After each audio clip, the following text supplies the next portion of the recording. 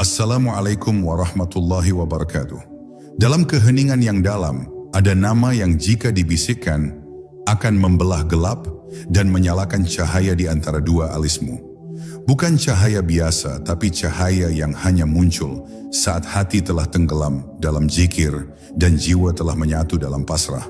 Video ini bukan sekadar untuk didengar, tapi untuk direnungi. Untuk membuka gerbang batin yang selama ini tertutup oleh hiruk-pikuk dunia. Jika engkau merasakan getaran dalam hatimu sepanjang video ini, itulah tanda bahwa ruhmu sedang dipanggil untuk pulang. Tinggalkan komentar "saya hadir dalam cahayanya" bila hatimu tergerak, dan mari kita lanjutkan perjalanan ini bersama dalam diam yang penuh makna. Bab 1. Titik tengah antara dunia dan ruh. Ada satu titik di wajah manusia yang jarang disadari keberadaannya. Letaknya persis di antara dua alis. Tampak sederhana, namun dalam diamnya tersimpan rahasia yang telah dikenal oleh para wali dan ahli makrifat. Mereka menyebutnya sebagai pusat kesadaran, tempat bertemunya cahaya langit dan kehendak bumi. Tempat ruh menatap kembali asalnya. Dalam perjalanan spiritual, titik ini bukan sekadar ruang kosong di dahi, melainkan gerbang batin yang menghubungkan jiwa manusia kepada cahaya ilahi. Disinilah ketika zikir dibacakan dengan penuh khusyuk, sesuatu mulai menyala. Bukan dari luar, tetapi dari dalam. Seakan ada bara yang telah lama tertanam, kini mulai menyurutkan api kecil yang lembut dan hangat. Namun tidak semua bisa merasakannya. Tidak semua yang berzikir akan mengaktifkan cahaya itu. Karena zikir yang mampu membangkitkan cahaya, bukan hanya yang keluar dari bibir, tapi yang menyusup ke dalam tulang-tulang keheningan. Ia bukan sekadar lafaz, tapi kehadiran. Hati harus hadir, nafas harus tunduk, pikiran harus diam, tubuh harus luluh. Lalu di tengah kondisi batin yang sunyi itulah, zikir mulai berdenyut di antara dua alis seperti gelombang halus yang tak terdengar, tapi terasa. Seolah ada panggilan dari dimensi yang lebih tinggi, dan titik ini menjadi tempat pertama cahaya menyentuh manusia yang terjaga. Cahaya ini bukan milik dunia. Ia tak bisa dijelaskan dengan kata, tak bisa diukur dengan logika. Ia hanya bisa dirasakan oleh mereka yang telah merendahkan diri sepenuhnya di hadapan Allah. Dan ketika zikir menyentuh titik ini, hati menjadi basah. Air mata bisa menetes tanpa sebab yang jelas.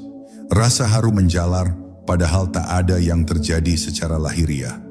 Yang berubah hanyalah satu hal, kesadaran. Kesadaran bahwa diri ini bukan siapa-siapa.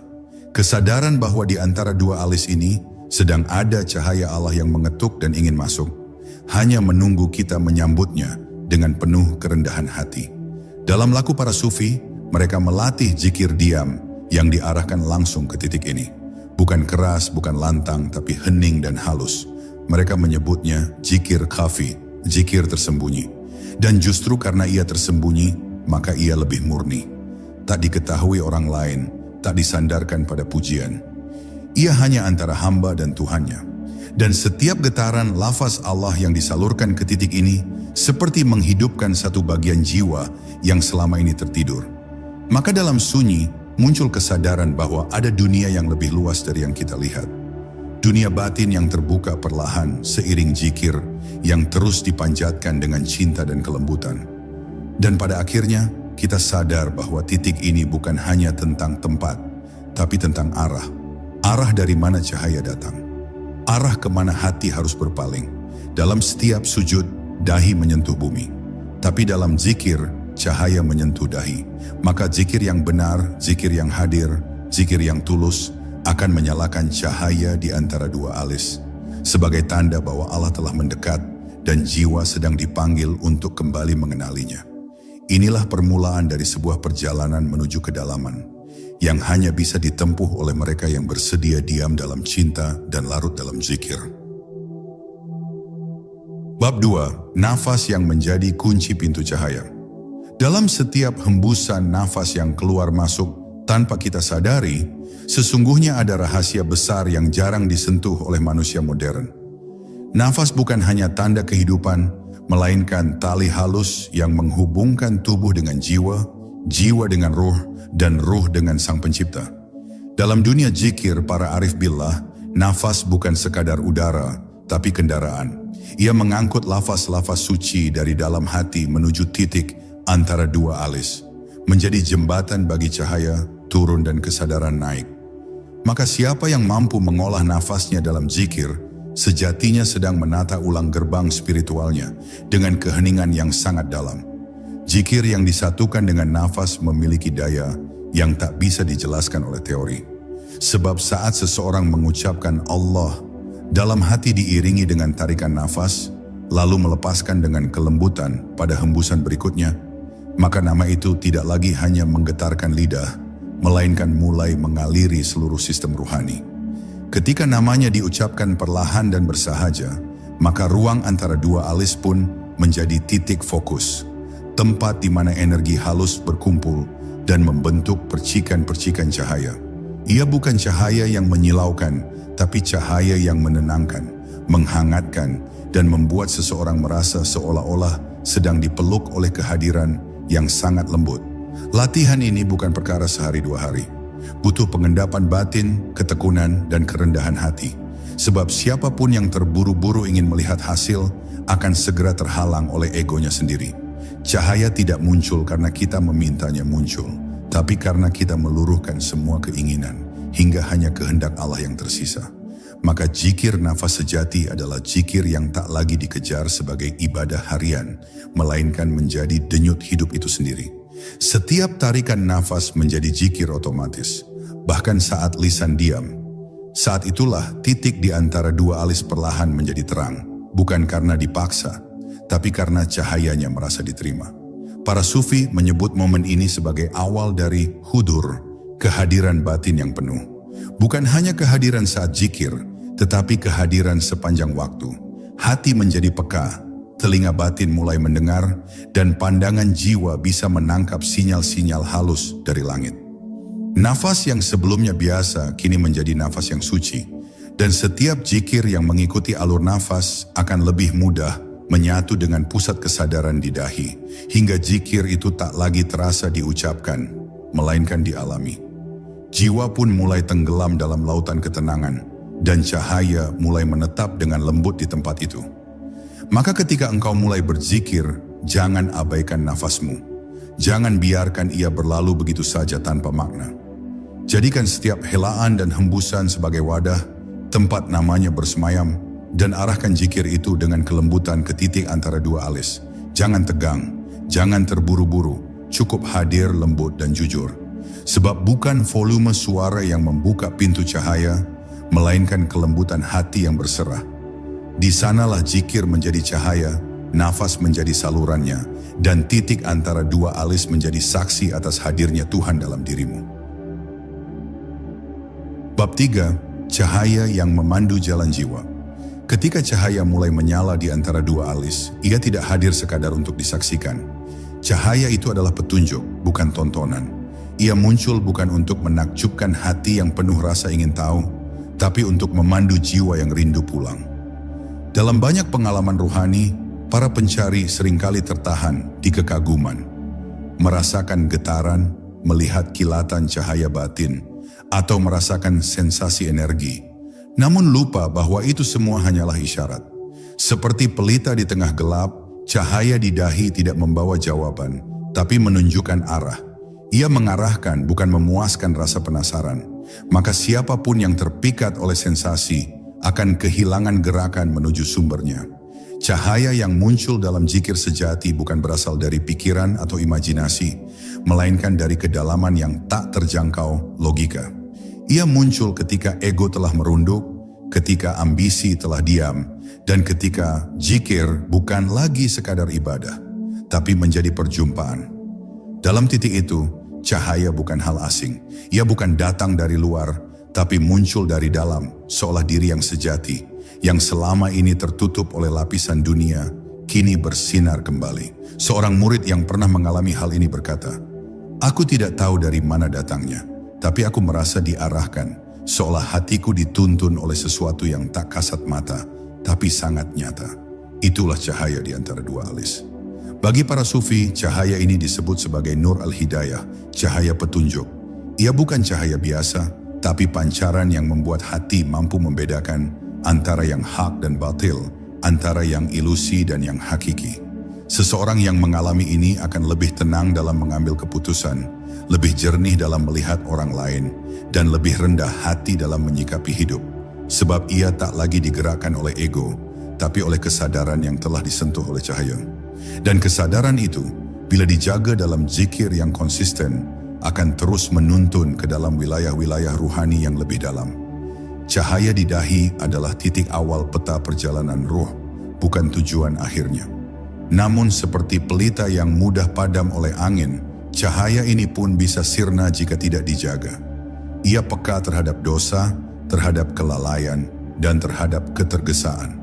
Maka menjaga cahaya ini bukan dengan memperkuat intensitas zikir semata, tapi dengan menjaga adab dalam kehidupan. Hati yang lembut, lisan yang jujur, pandangan yang menunduk, serta nafas yang teratur, semua menjadi wadah yang menjaga agar cahaya tidak padam. Bila cahaya itu sudah hadir, maka satu tanggung jawab telah dimulai. Untuk hidup dalam kehadiran Allah bukan hanya saat duduk zikir, tapi dalam setiap gerak dan diam kita di dunia. Dan saat seseorang sudah terbiasa dalam bimbingan cahaya itu, hidup menjadi berbeda. Ia tidak lagi melihat kehidupan sebagai beban, tapi sebagai ladang ujian yang penuh makna. Ia tak tergoda oleh gemerlap luar, sebab cahaya dalam dirinya jauh lebih indah dari apapun yang ditawarkan dunia. Ia juga tidak lagi gelisah menghadapi masa depan, karena cahaya itu menenangkan. Bab 4. Menjernihkan pandangan batin dengan zikir. Pandangan mata sering menipu. Ia hanya menangkap bentuk, warna, gerak, semuanya lahiriah. Tapi pandangan batin adalah lain. Ia menembus tirai, membaca maksud, merasakan hakikat, dan menangkap isyarat dari alam yang lebih dalam. Namun pandangan batin tidak serta-merta jernih. Ia keruh oleh dosa, bias oleh hawa nafsu, dan tertutup oleh kebisingan pikiran.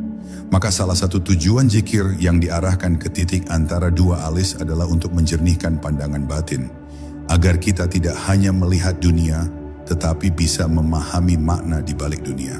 Cahaya yang muncul dari zikir bukan untuk menerangi sekitar, tapi untuk menerangi dalam. Zikir yang benar akan mulai membersihkan cermin hati. Setiap kali lafaz Allah diulang dalam keheningan nafas dan diarahkan dengan lembut ke titik dahi, saat itu pula kabut-kabut batin mulai menipis. Ibarat embun yang menguap saat matahari menyentuhnya, begitu pula kesamaran dalam diri akan sirna saat zikir menyentuh pusat kesadaran. Perlahan-lahan, hal-hal yang dulu tampak penting mulai mengecil. Keinginan duniawi yang dulu membakar, hati kini terasa hambar. Dan dalam kondisi itu seseorang mulai melihat hidup sebagaimana adanya, bukan sebagaimana ia dibentuk oleh ilusi. Pandangan batin yang jernih membuat seseorang tidak mudah tertipu oleh kemilau dunia. Ia bisa melihat niat di balik ucapan, bisa merasakan kerusakan dalam sesuatu yang tampak indah. Ia tidak lagi terombang-ambing oleh pujian atau hinaan, sebab hatinya sudah melihat sesuatu yang lebih tinggi, yakni kebenaran dari Allah yang mengalir lewat cahaya zikir. Dan pandangan itu tidak bisa diajarkan oleh buku atau guru, tapi hanya bisa dibuka lewat laku. Melalui zikir yang tekun, sabar, dan hening, maka membersihkan pandangan batin bukanlah proses instan, tapi penyucian yang berulang, seperti cermin yang harus dilap terus-menerus agar bisa memantulkan cahaya dengan sempurna. Salah satu tanda pandangan batin telah jernih adalah ketika seseorang mulai bisa melihat dirinya sendiri dengan jujur. Ia tidak lagi sibuk menyalahkan dunia, tapi mulai menyadari kekacauan dalam dirinya. Ia bisa menangisi kesalahan kecil, bukan karena merasa hina, tapi karena sadar betapa halusnya Allah dalam memperingatkan. Ia menjadi lembut, tidak mudah menghakimi, dan lebih memilih diam daripada berbicara tanpa makna. Semua itu karena zikir telah membentuk cahaya di titik pusat, dan cahaya itu menampakkan segala sesuatu dengan sebenar-benarnya. Maka seseorang yang benar zikirnya akan semakin takut kepada Allah, bukan karena ancaman, tapi karena cinta dan malu. Dan pada akhirnya, zikir bukan lagi aktivitas khusus, melainkan cara hidup. Pandangan batin yang telah diterangi oleh zikir akan menjadikan setiap hal sebagai pelajaran. Angin yang berhembus, tatapan anak kecil, daun yang jatuh, bahkan luka sekalipun, semuanya mengandung pesan ilahi. Inilah keadaan yang disebut oleh para arif sebagai Ainul Basirah, mata batin yang terbuka. Bab 5. Sujud dalam zikir, luruh dalam cahaya. Sujud adalah puncak kerendahan. Saat dahi menyentuh bumi, seluruh keakuan manusia runtuh. Pangkat, nama, harga diri, dan segala kebanggaan dunia lenyap dalam satu gerakan tunduk yang paling sunyi. Tapi sujud yang sejati bukan hanya soal posisi tubuh, melainkan tentang kondisi hati. Ada orang yang sujud dengan tubuh, tapi hatinya tinggi. Dan ada yang tubuhnya duduk, namun jiwanya tenggelam dalam sujud yang tak terlihat. Maka dalam zikir yang mendalam, terutama saat zikir diarahkan ke antara dua alis, roh pun ikut bersujud. Ia bukan lagi sekadar menyebut namanya, tapi tenggelam di dalam nama itu, hingga tak tersisa apa-apa selain kehendak Allah semata. Ketika zikir menyentuh titik terdalam di dahi, tubuh terasa meluruh dan kesadaran mulai tenggelam perlahan. Ini bukan pingsan, bukan pula tidur, melainkan keadaan di mana batas antara aku dan dia mulai menghilang. Suara zikir melembut, kemudian hilang, dan yang tersisa hanya kehadiran. Di titik inilah jiwa benar-benar sujud, bukan karena disuruh, tapi karena tak kuasa berdiri. Cahaya yang menyala di antara dua alis, perlahan turun ke hati, lalu menyebar ke seluruh tubuh, membuat zikir bukan lagi sebuah aktivitas, tapi keadaan. Dan dalam keadaan itu seseorang bisa menangis, bisa diam, atau bahkan merasa seolah waktu berhenti. Inilah zikir yang menyentuh inti, yang membuat seseorang merasakan kehadirannya tanpa bentuk. Sujud dalam zikir adalah bentuk pengakuan terdalam bahwa kita bukan siapa-siapa. Kita hanyalah makhluk rapuh yang tak bisa bertahan tanpa pertolongannya. Ketika zikir mencapai puncak kesadaran dan tubuh larut dalam hening yang syahdu, seseorang akan merasakan kehinaan dirinya bukan sebagai beban, tapi sebagai jalan pulang. Rasa malu kepada Allah menjadi manis, rasa hina menjadi cahaya, rasa lemah menjadi kekuatan. Karena dalam sujud itu, jiwa kita dipeluk oleh rahmat. Dan dahi yang biasa kita banggakan karena kecerdasan, karena keindahan, karena status, kini tersungkur menyentuh tanah, membuktikan bahwa tak ada yang lebih tinggi dari Allah. Salah satu karunia terbesar dari zikir yang dalam adalah ketika sujud tidak lagi menunggu salat, tapi hadir di luar ibadah wajib. Dalam duduk, dalam hening malam, dalam sepi perjalanan, zikir bisa membawa kita ke keadaan sujud batin. Dan pada saat itu, seseorang merasa seolah bumi mendekapnya dan langit menyaksikan kerendahannya. Ia merasa sangat kecil, namun dicintai. Ia merasa sangat lemah, namun dikuatkan. Inilah rahasia yang tersembunyi dalam zikir yang menyatu dengan titik antara dua alis. Ia bukan sekadar pintu ke cahaya, tapi tangga ke dalam kehadiran ilahi yang membuat sujud menjadi kebebasan sejati. Dan setelah seseorang mengalami sujud dalam zikir yang tulus, hidupnya berubah selamanya. Ia tak lagi haus pujian, ia tak lagi mencari pengakuan, sebab ia telah merasakan sebuah pelukan batin yang lebih hangat dari semua cinta dunia. Ia tahu bahwa ketika sujud, ia tidak sedang berbicara kepada Tuhan yang jauh, tapi sedang tenggelam di hadapan Tuhan yang dekat, lebih dekat dari urat leher. Bab 6. Diam yang menjadi zikir tertinggi. Ada satu bentuk zikir yang tidak dilafazkan, tidak pula digerakkan dengan lisan atau anggota tubuh. Ia begitu halus, begitu dalam, hingga seringkali tidak disadari telah terjadi. Itulah zikir dalam diam, zikir yang tak diucap, tak didengar, tapi terasa. Dalam dunia para pencari Tuhan, diam bukanlah kehampaan, tapi kepenuhan yang tak lagi bisa dijelaskan dengan kata-kata. Ketika zikir sudah masuk ke tahap ini, seseorang tidak lagi sibuk dengan jumlah bacaan, melainkan dengan kehadiran yang terus-menerus. Dan di titik inilah, cahaya di antara dua alis tidak hanya menyala, tapi menetap sebagai tanda bahwa sang ruh telah kembali duduk di singgasananya. Dia menjadi zikir tertinggi bukan karena menolak kata-kata, tapi karena telah melewati kata. Setelah menyebut namanya ribuan kali, seseorang akan sampai pada satu keadaan di mana menyebut pun terasa seperti gangguan. Bukan karena tak ingin berzikir, tetapi karena zikir itu sendiri telah menyatu dengan napas, dengan detak jantung, dengan aliran darah, dengan keberadaan itu sendiri. Dalam keadaan ini, seseorang duduk tenang, tanpa suara, tanpa gerak, namun hatinya penuh seruan, "Ya Allah, Ya Allah." Secara halus, seolah ruhnya berbisik dalam bahasa yang tidak dikenal oleh telinga duniawi. Ia tidak sibuk berzikir, tapi telah menjadi zikir itu sendiri. Dalam diam yang hening, zikir menjadi semacam gelombang yang lembut namun terus-menerus memukul pantai batin. Ia tidak deras tapi abadi, tidak keras tapi dalam. Para sufi menamainya sebagai zikir khafi, zikir tersembunyi, zikir yang hanya didengar oleh Allah dan sang hamba. Dan saat zikir sudah mencapai level ini, titik cahaya di dahi menjadi sangat peka. Sekecil apapun kelalaian, cahayanya mulai meredup. Tapi bila dijaga dalam kesadaran terus-menerus, maka ia menyala seperti lentera dalam kegelapan, menuntun bukan hanya jiwa sang hamba, tapi juga menerangi jiwa-jiwa lain yang bersentuhan dengannya. Seseorang yang telah sampai pada zikir diam, biasanya tak lagi banyak bicara. Ia menjadi hening, bukan karena tak punya kata, tapi karena hatinya sudah penuh oleh satu nama yang tak pernah lepas dari ingatannya. Ia bisa duduk berjam-jam tanpa gelisah, bisa berjalan tanpa goncang, karena di dalam dirinya ada gelombang zikir yang menenangkan. Ia tidak menghindari dunia, tapi tidak lagi diperbudak oleh hiruk-pikuknya. Diamnya adalah bentuk cinta, bentuk kedekatan, bentuk kepasrahan yang dalam. Dan dalam diam itu, titik di antara dua alis menjadi seperti pusat radar spiritual, menangkap gelombang ilahi yang turun setiap detik kepada hamba-hamba yang sadar. Dan pada akhirnya, kita mengerti bahwa diam bukan akhir dari zikir, tapi puncaknya. Ketika zikir telah benar-benar meresap, kata menjadi terlalu kasar untuk mengungkapkan hubungan dengannya. Hanya diam yang bisa memuat kedalaman itu. Hanya diam yang bisa menampung limpahan rahmat itu tanpa tumpah.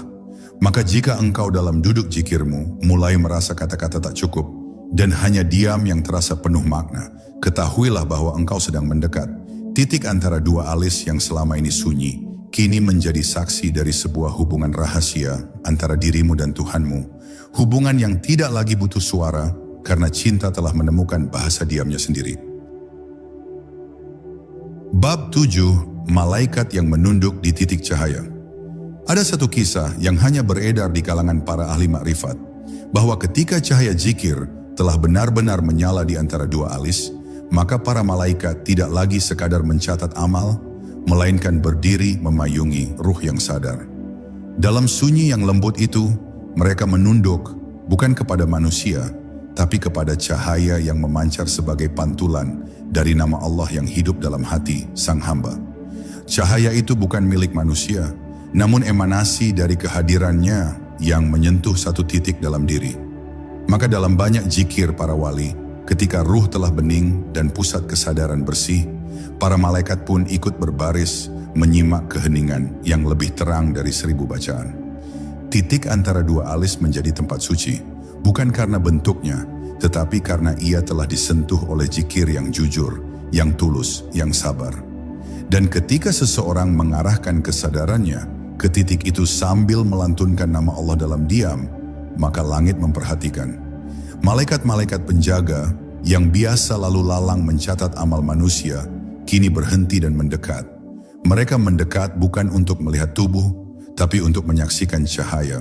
Sebab cahaya zikir yang murni bukan hanya menggetarkan batin, tapi juga menarik perhatian makhluk langit. Cahaya ini seperti panggilan tanpa suara, seperti doa tanpa kata, seperti wangi yang tercium hanya oleh ruh.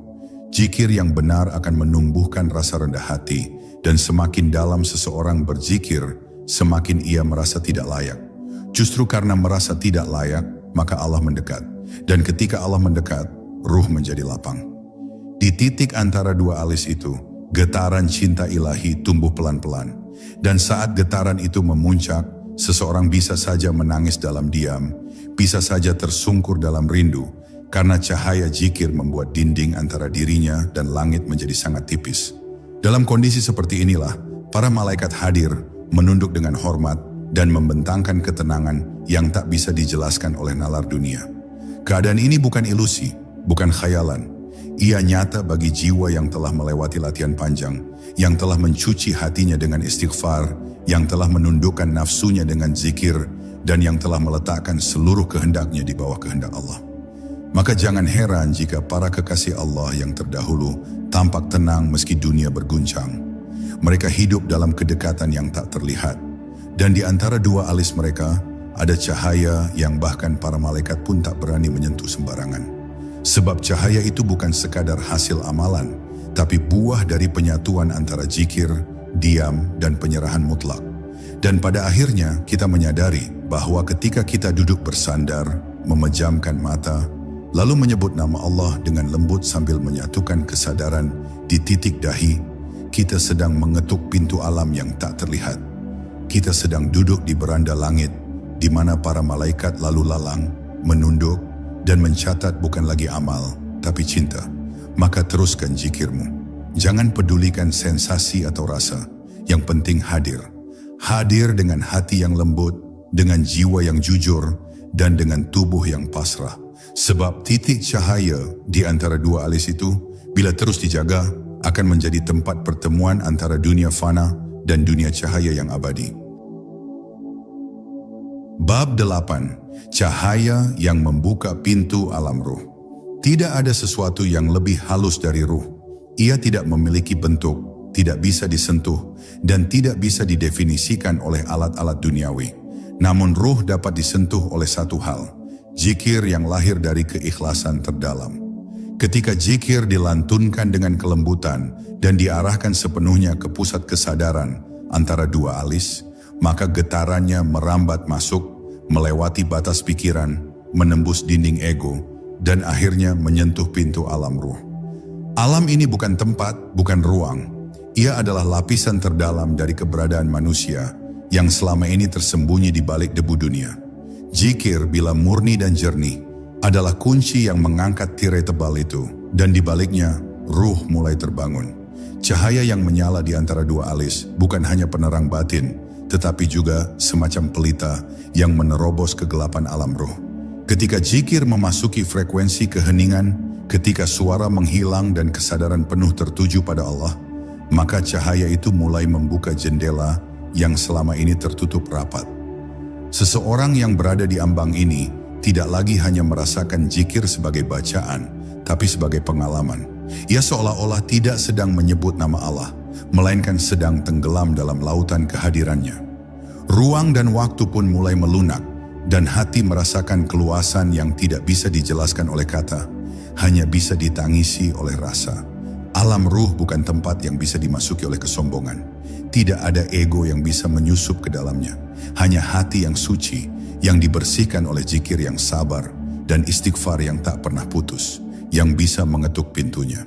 Maka dalam proses zikir yang dalam, banyak yang merasa seolah-olah melihat masa lalu dengan jernih, seolah memahami peristiwa-peristiwa hidup dengan kebijaksanaan yang tak mereka miliki sebelumnya. Itu karena ruh mereka mulai dibimbing keluar dari penjara jasad. Dan titik cahaya di antara dua alis menjadi seperti jendela kecil, tempat cahaya langit masuk dan rahasia ruh terpantulkan kembali ke kesadaran manusia. Zikir pada titik ini bukan untuk memperbanyak pahala, melainkan untuk mempertemukan ruh dengan sumbernya. Ia tidak butuh jumlah, tapi butuh ketulusan. Ia tidak menuntut hafalan, tapi kehadiran. Ketika zikir menjadi nafas itu sendiri, dan cahaya di dahi menyala bukan karena kehendak kita, melainkan karena belas kasih Allah, maka pintu alam ruh terbuka bukan dengan kekuatan, tapi dengan kelembutan. Ruh yang selama ini sunyi mulai bersuara. Bukan suara keras, melainkan bisikan yang menenangkan, bahwa segala yang kita cari selama ini sudah ada dalam diri. Hanya perlu diam, hadir dan berzikir, maka cahaya akan menunjukkan jalannya. Dan ketika seseorang telah mencicipi sedikit dari alam ruh itu, ia tidak akan kembali menjadi manusia yang sama. Ia menjadi lebih pemaaf, lebih tenang, lebih luas dalam menerima takdir. Ia tak lagi berpegang pada dunia, tapi bersandar pada cahaya. Bukan karena ia telah sempurna, tapi karena ia telah merasakan sejenak keabadian dalam sujudnya. Dan titik antara dua alis yang selama ini tampak biasa, kini menjadi tempat paling suci dalam hidupnya. Sebab dari situlah cahaya turun, membuka pintu ruh dan mengingatkan bahwa kita bukan hanya tubuh. Kita adalah ruh yang sedang diberi kesempatan untuk pulang dengan cahaya yang telah kita jaga. Bab 9. Ketika dunia tidak lagi mengikat. Ada momen dalam perjalanan batin ketika seseorang tidak lagi merasa tergoda oleh kilau dunia.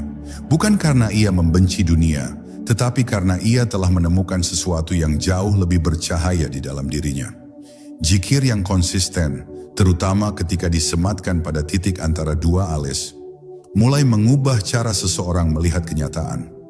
Apa yang dulu tampak penting menjadi ringan, dan apa yang dulu dianggap remeh menjadi penuh makna. Saat itu, dunia masih ada, aktivitas masih berjalan, tanggung jawab tetap dijalani, tetapi batin tak lagi terikat. Ia menjadi saksi yang hening, menyaksikan kehidupan seperti angin yang berlalu, tak lagi merobek hati. Inilah saat ketika ruh mulai berdiam dalam dada, tidak terusir oleh kesibukan dunia. Cahaya di antara dua alis bukan sekadar titik, tetapi menjadi pintu persepsi baru. Seseorang melihat kehidupan bukan dari keinginan, tetapi dari kedalaman rasa syukur. Ketika orang lain berlari mengejar prestis, ia duduk tenang dalam kekhusyukan. Ketika orang lain tenggelam dalam kecemasan, ia menutup mata dan kembali ke zikirnya. Dunia yang dulu menggenggamnya, kini tidak lagi bisa mencengkeram. Ia bukan menjauh dari kehidupan, tetapi hidup dengan cara yang berbeda. Cara yang hanya dipahami oleh hati yang telah disentuh oleh cahaya. Zikir yang mengaktifkan cahaya di antara dua alis, pada akhirnya mengajarkan keikhlasan paling tinggi. Menerima hidup sebagaimana adanya, tanpa perlawanan, namun tetap dalam kesadaran. Disinilah letak keajaiban, sebab seseorang tidak menjadi lemah, tapi justru menjadi sangat kuat, karena ia tidak mudah terguncang. Ujian tetap datang tapi tak menggoyahkan. Kehilangan tetap menyakitkan, tapi tak menghancurkan. Ia telah belajar bahwa dunia ini fana, dan tidak ada yang kekal kecuali hubungan dengan yang maha kekal. Dan dari titik cahaya itu, ia mulai merasakan kehadirannya dalam segala hal, bahkan dalam diam dan duka.